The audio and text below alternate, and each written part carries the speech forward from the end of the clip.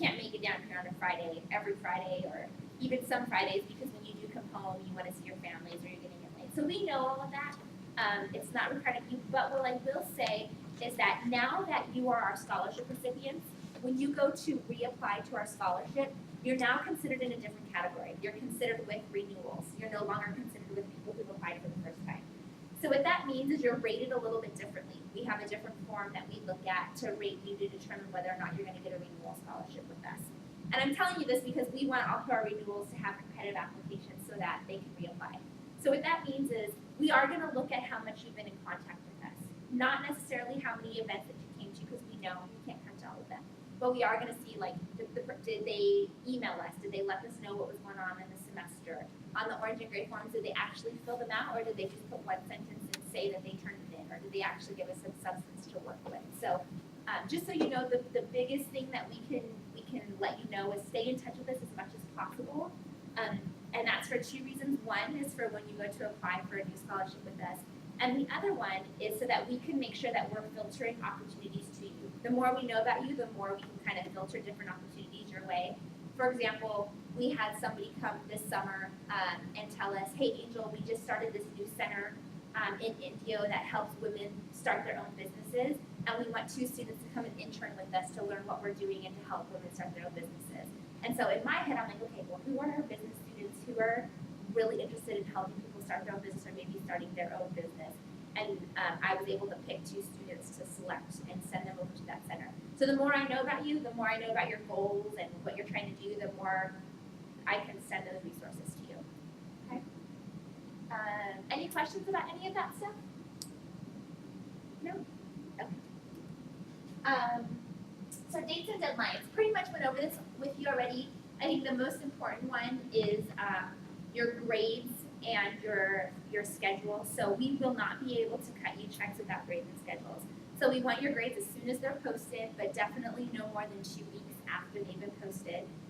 People who are on the quarter system, right? Yeah. People who are on the quarter system, your winter grades are extremely important because there's only 1 week break there. You only have that 1 week spring break before the next semester starts. So you want to just make sure you're on top of winter grades and getting them to us as soon as they're posted. And then also, if you only received a 1-year scholarship with us this year, you are going to have to reapply for our scholarship. Our deadline this year was March 17th, so we're anticipating that our deadline is going to be around the same time next year. So just make sure you're looking out for that email to reapply to us for the following year if you want a renewal scholarship, if you didn't get a 2-year. Okay, this is big, so especially for you who were recipients last year, this changed, okay? We are no longer accepting paper anything. So everything has to be submitted to us electronically. We're doing that for a couple reasons. One is we're just trying to save down on our printing cost, and 2, we just don't have anywhere to store all of this paper that we're getting, and so we're trying to move everything over to computer electronic files so that we don't have to print stuff out. So what that means, all of you ever heard how to do the print screen option to take a picture of your screen and email it to us? Who doesn't know how to do that? Okay, then I'm going to show you later. Anybody else not know how to do that? Okay, so it's also in your handbook. So we have a handbook here for you that kind of breaks down the program for you and gives you some information about the stuff that we do. The second to the last page, I believe it is the directions on how to send us a form electronically. Mac computers are really different than PCs, and so there's a picture for you there on the Mac computer, and then the first one is the PC.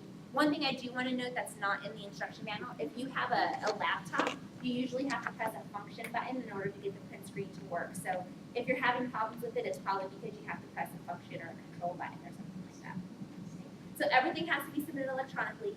The other thing that's different is that all forms now, from now on, have to be sent to this email address right here, studentsupport@pathways-to-success.info.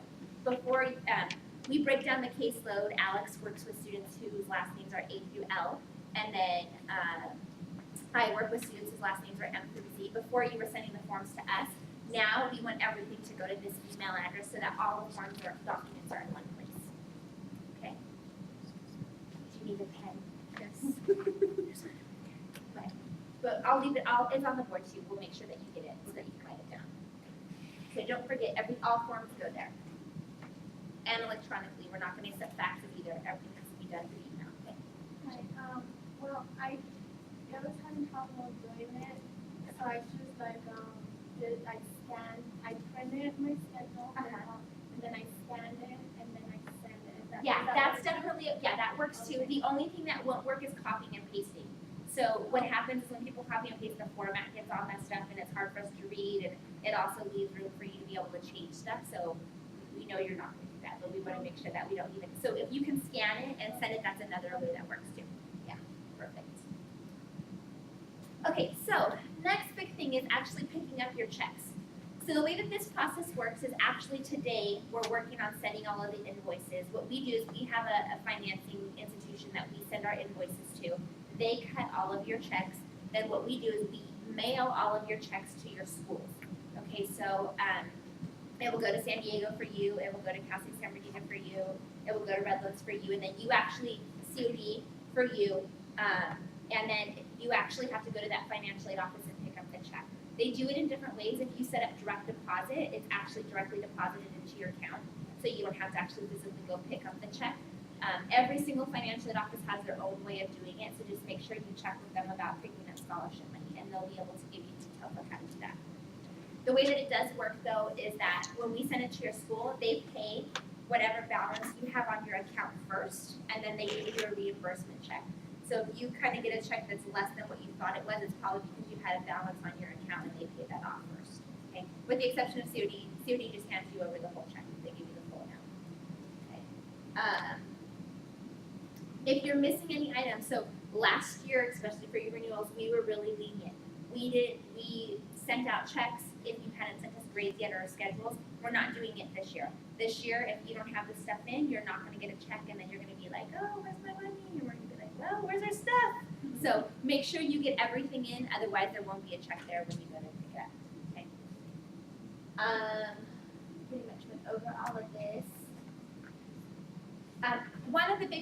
Two big things that you need to know. One is that you have to consider our check more of a reimbursement check. We would love to be able to give you the money way in advance, but we just can't. We have to kind of follow the procedures that the school has set up. And so you won't get our check until about the second or third week of school, and that's basically the procedure of your actual institution where you're going. So what that means is that I know you're probably already all paid up for fall, but come